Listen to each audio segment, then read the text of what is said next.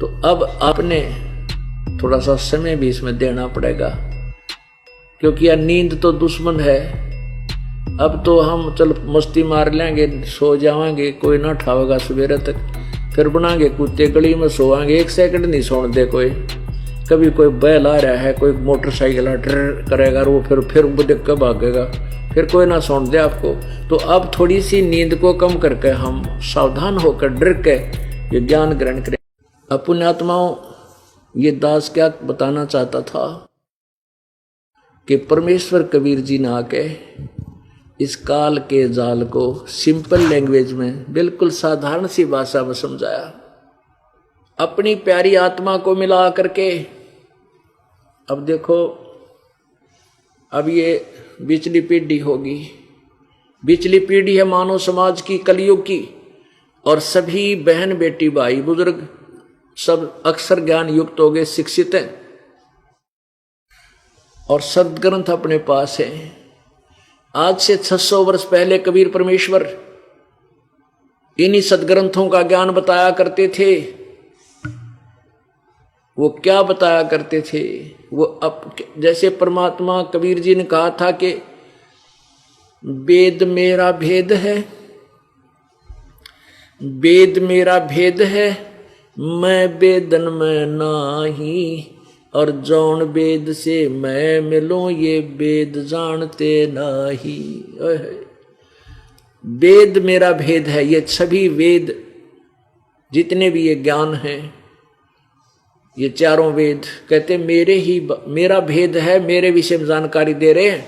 लेकिन जौन वेद से, जिस वेद से मैं मिलूं वो ये वेद जानते ना, क्योंकि पवित्र गीता जी अध्याय नंबर 4 के श्लोक नंबर 34 में कह दिया गीता ज्ञानदाता ने कि मैंने जो ज्ञान बताना था मैं बता रहा हूं, और लेकिन उस परमात्मा के विषय में जानना तो उन तत्वदर्शी संतों की खोज कर ले। इससे सिद्ध है कि गीता जी का ज्ञान कंप्लीट नहीं है। अब ओम तत्सत ये सांकेतिक मंत्र है, ओम तत्सत जाप करने का नहीं है। ओम मंत्र ब्रह्म का है, तत् मंत्र परब्रह्म का है, और सत मंत्र ये पूर्ण ब्रह्म का, परम अक्षर ब्रह्म का है। तत् और सत ये गुप्त है। ओम तत्सत ये जाप नहीं है। इसकी 3 विधि से सिमरण होता है इसका, ये 3 मंत्र का जाप बनेगा। और पहला मंत्र ओम और सत तत् ये सांकेतिक दास बताएगा, ये दोनों मिलकर सतनाम बनेगा। और फिर सारनाम आपको दिया जाएगा, सत जो सत है वो और जोड़ा जाएगा। फिर ये सत जो एक अक्षर है ये पार करेगा, आपको सतलोक ले जाएगा। और ओम तत्सत ये एक छुड़ावेगा, एक मिलावेगा। तो ये तीनों मंत्र का जाप से आप मोक्ष होगे, वो गीता ज्ञानदाता नहीं जानता। इसलिए इसी प्रकार यजुर्वेद अध्याय नंबर 40 के श्लोक नंबर 10 और 13 में यही कहा है कि कोई तो परमात्मा को उत्पन्न होने वाला यानी जन्म लेकर आने वाला कहता है, कोई कहता वो निराकार है, जन्म लेता ही नहीं, वो तो आकार में नहीं आता। कहते इस ज्ञान को भी तत्वदर्शी संतों से पूछो, वो बतावेंगे। तो पुण्यात्माओं, इससे सिद्ध है कि वेद ज्ञान और गीता ज्ञान इनकम्प्लीट है, लेकिन गलत नहीं कह सकते, इनको रॉन्ग नहीं है। जैसे 10वीं तक का सिलेबस 10वीं तक का ही होता है, लेकिन वो BA का नहीं है, यानी कंप्लीट पढ़ाई का नहीं है वो। इसी प्रकार परमात्मा ने ये पहले ज्ञान कहा था, वेद मेरा भेद है, मैं वेदों में नाही, मैं इन वेदों में नहीं, अर्थात मैं मिलो वेदन से नाही, मेरी प्राप्ति वेदों में वर्णित विधि से नहीं हो सकती। और जिस वेद से मैं मिलो ये वेद जानते ना, जिस ज्ञान से मेरी परमात्मा की महिमा की वाणी कबीर वाणी है। इस कबीर वाणी में परमेश्वर ने आकर स्वयं ही निर्णायक ज्ञान दिया है, कंप्लीट नॉलेज दे रखा। कहते वो इन चारों वेदों में है नहीं, वो वेद जानते ना। अब देखो, परमात्मा कबीर जी चारों युगों में आते हैं, अपने ज्ञान की महिमा, अपने ज्ञान को आप ही बताते हैं, और वो अपनी प्यारी आत्माओं को यानी श्रेष्ठ आत्माओं को आकर मिलते हैं उनसे उनसे उनको अपना परिचय देते हैं, साक्षात्कार सतलोक में अपना यथार्थ रूप दिखाते हैं, ब्रह्मा विष्णु महेश की सतीथि से परिचित करा के अपने गवाह बना जाते हैं कि कबीर इज गॉड, कबीर परमात्मा है। इसी का प्रमाण वो वेद दे रहे हैं। अब देखिएगा कुछ संकेत आपको देते हैं कि वेद क्या बताते हैं उस कबीर परमात्मा के विषय में। देखिएगा ऋग्वेद मंडल नंबर 9 और सूक्त नंबर 86 और मंत्र नंबर 26-27 में। ये देखिएगा पवित्र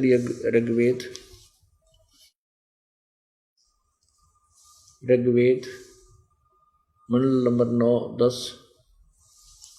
यहाँ देखिएगा ये कहाँ से प्रकाशित है। प्रकाशक है सर्वदेशी कार्य प्रतिनिधि सभा, मैरिज सिद्धांत भवन, रामलीला मैदान, नई दिल्ली। यहाँ देखिएगा अध्याय नंबर 9 और सूक्त नंबर 86 और इसके मंत्र नंबर 27 में। कितना निर्णायक ज्ञान दिया है भगवान। ऋग्वेद मंडल नंबर 9 सूक्त 86 मंत्र 26 में, यज्ञ करने वाले यजमान के लिए परमात्मा सब रास्तों को सुगम करता हुआ उनके विघ्नों को यानी आपत्तियों को मर्दन करता हुआ नष्ट करता है और उनको पवित्र करता हुआ और अपने रूप को सरल करता हुआ। अपना जो वास्तविक रूप है परमात्मा का वो बहुत तेजों में है, उसको हल्का कर लेता है मनुष्य। अच्छा, वह कांति में परमात्मा कबीर। ये देखो यहाँ कबीरतो, हम इसको कबीरतो कहते हैं, कबीर। इन्होंने इसको कबीर लिख दिया, हम इसको कबीर बोल दें, कबीर है। यहाँ लिख दे हुआ परमात्मा कबीर है, बस साढ़ा सर्वज्ञ की जगह कबीर लिख दे।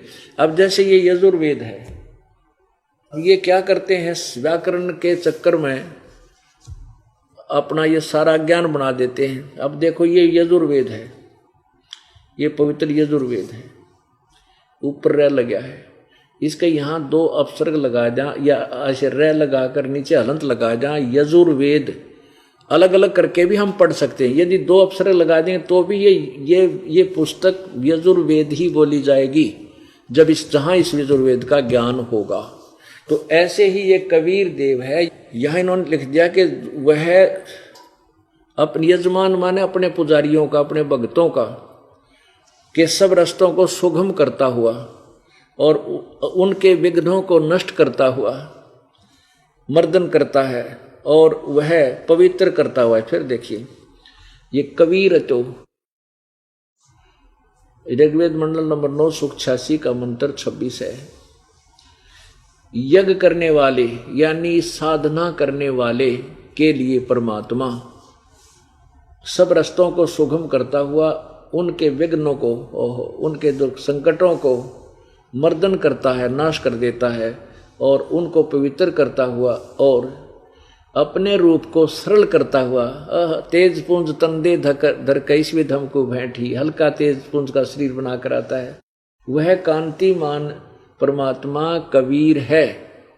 वो कबीर, यहाँ कबीर लिख दिया सर्वज्ञ।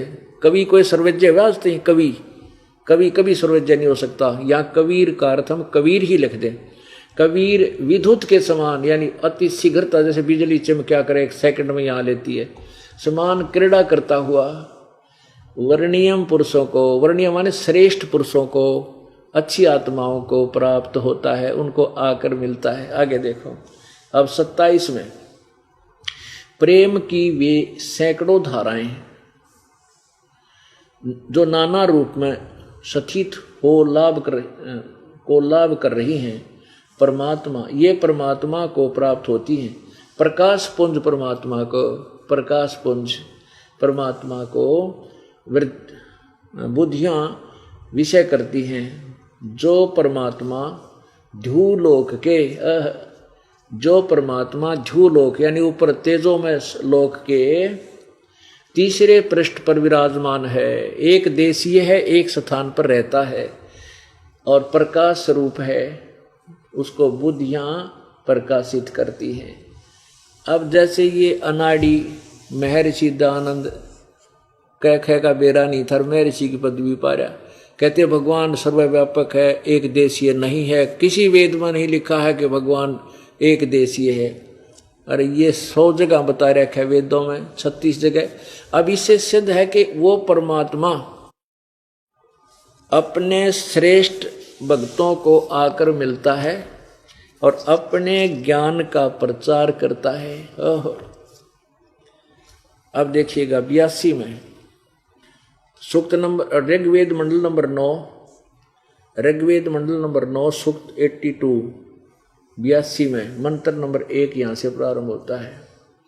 सोम सर्व उत्पादक प्रभु, सोम माने अमर परमात्मा होना चाहिए, प्रकाश रूप स्वरूप, सद्गुणों की वृष्टि करने वाला, पापों के हरण करने वाला। देख वो मोटे दिमाग का दान का बोला पाप अक्षमानी होते, 100 जगह लिख रखा है वेदों, पापों का नाश करने वाला, हरण करने वाला, वह राजेव, राजा के समान, राजेव राजा की तरह, लाइक ए किंग, यानी मनुष्यों में श्रेष्ठ होता है वो, राजा के समान।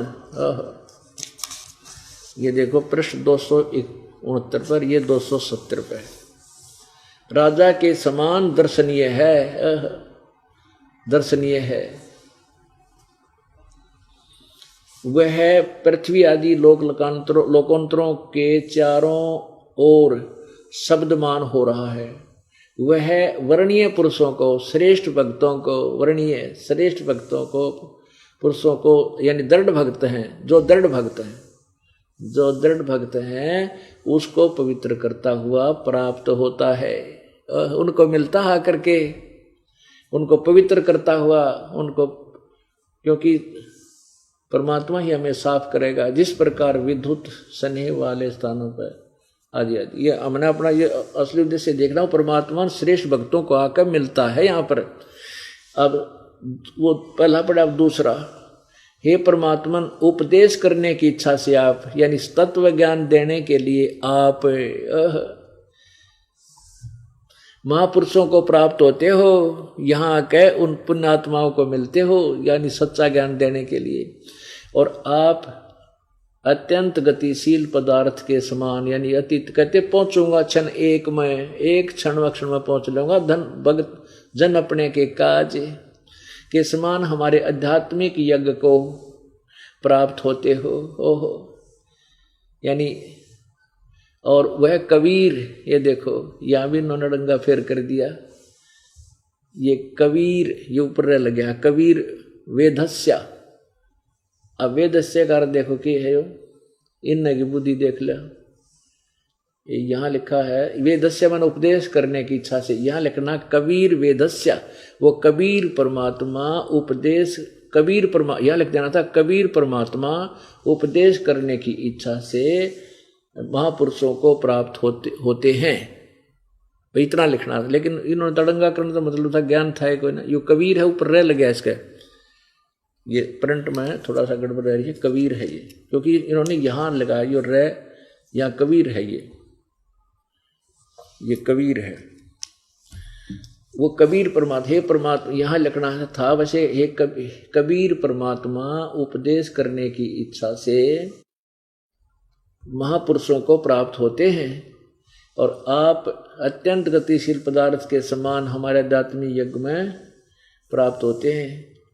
आप, चलो उनका अनुवाद भी समझे तो, आप सर्वज्ञ नहीं, आप कबीर हैं, यहां लिख देना कबीर, कबीर हैं, शुद्ध स्वरूप है, हमारे पापों को दूर करके हे सोम आप हमको सुख दें, पाप नष्ट करके हमें सुख दो, प्रेम भाव से उत्पन्न करते पवित्रता को उत्पन्न करें। अब देखो तीसरे में कमाल कर रखा है, ऋग्वेद मंडल नंबर 9 सूक्त 82 मंत्र 3 में, पवित्र यज्ञों में रक्षा से आप प्राप्त होते हैं।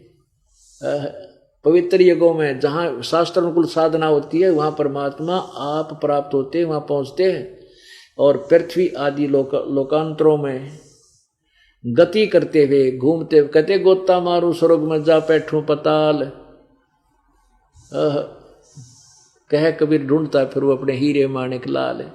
सर्वव्यापक आप, सर्वव्यापक ने बना आप, स्वयं गतिशील होकर चलकर विराजमान होते हैं। आप कैसे हैं? आप सबके तर्पक हैं और सबके रक्षक हैं, बड़े से बड़े गतिशील पदार्थों के नियंता हैं, पृथ्वी आदि लोकांतरों के केंद्र होकर सब पदार्थों को की रक्षा करते हैं। अब इससे सिद्ध है कि वो परमात्मा, कबीर परमात्मा, कबीर देव मनुष्य जैसा है, राजा के समान, यानी क्योंकि यहाँ आकर के परमात्मा जब आता है तो बहुत बड़े एक वृंद का, बहुत बड़े भगत वृंद का, समूह का एक मुखिया होता है, गुरु होता है। तो ऐसे कहते हैं आप एक राजा की तरह बहुत बड़े समूह का कि महाराज होते हो, महाराज समझो शब्द इनका यहाँ, और अपने श्रेष्ठ भक्तों को आकर आप मिलते हो। अब वो परमात्मा स्वयं आकर के अपने यथार्थ ज्ञान को देते हैं। अब और दिखाते हैं पुण्यात्माओं, क्योंकि आप इतनी दूर से आते हो, काम अपना कार्य छोड़ कर आते हो, तो आपको यहाँ बैठकर कितने सुविधा आपको दी है परमात्मा ने हम दासों के माध्यम से। आप इतनी प्यारी आत्मा हो परमेश्वर की। पहले तो आपको घर से लाए प्रेरणा करके, आपके काम की व्यवस्था करी, फिर यहाँ हमारी ड्यूटीदार रखी, आपके आने से पहले मैट बिछाएं, हमारे बच्चे रोटी खाना व्यवस्था करें, और फिर अमृत वर्षा आपको ये दूध पिलाया जाता है परमेश्वर की अमृतवाणी का। आपको आपकी आत्मा को पाला जा रहा है जैसे बच्चे को माँ पिलाया करे दूध। तो अब आपने थोड़ा सा समय भी इसमें देना पड़ेगा, क्योंकि यह नींद तो दुश्मन है। अब तो हम चल मस्ती मार लेंगे, सो जाएंगे, कोई ना उठावेगा सवेरे तक, फिर बनाएंगे कुत्ते गली में सोएंगे, 1 सेकंड नहीं सोने दे कोई। कभी कोई बैल आ रहा है, कोई मोटरसाइकिल ड्र करेगा, वो फिर देख कर भागेगा, फिर कोई ना सोने दे आपको। तो अब थोड़ी सी नींद को कम करके हम सावधान होकर डर के ये ज्ञान ग्रहण करें। अगर आप ये वीडियो YouTube पर देख रहे हैं तो हमारे चैनल को सब्सक्राइब करें और बेल आइकन को दबाना ना भूलें। अगर आप Facebook पर ये वीडियो देख रहे हैं तो हमारे पेज को लाइक करें।